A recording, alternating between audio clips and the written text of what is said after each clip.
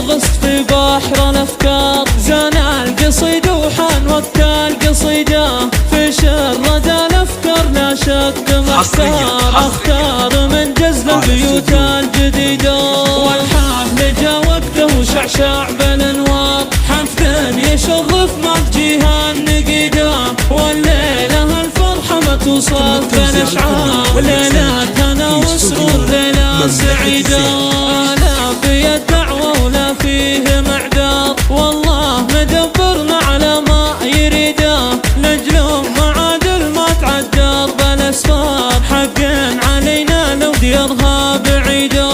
اقلط على شيمه وقيمه ومقدار، على الشحم والكيف واشياء عديده، عندهم معادل بنت وافينا الاشبار، اهل الكرم وشيوخ دين وعقيده، هي بنت صنهات والنعم مليار، فيها الكرم فيها المزايا الحميده، عقل حمود بوصفك الفكر يحتار، مالك شبيه في الحريم ونديده، فيها الجمال اللي تناقلها الاخبار، فيها من اوصاف المهاره العنيده، متميزه بالزين وتخطف الانظار، طلت عن كل الخلايق بريده،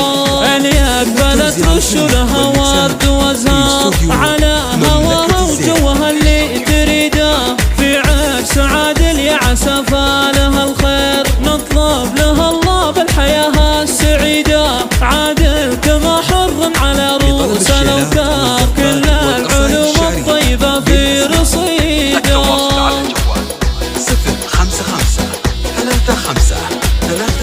هذا الخفوق وغصت في بحر الافكار، زان القصيد وحان وقت القصيده، في شردة الافكار لا شك محتار، اختار من جزل البيوت الجديده، والحفل جا وقته وشعشع بالانوار، حفل يشرف مجيها النقيده، والليله الفرحه ما توصف بالاشعار، ليله هنا وسرور ليله سعيده،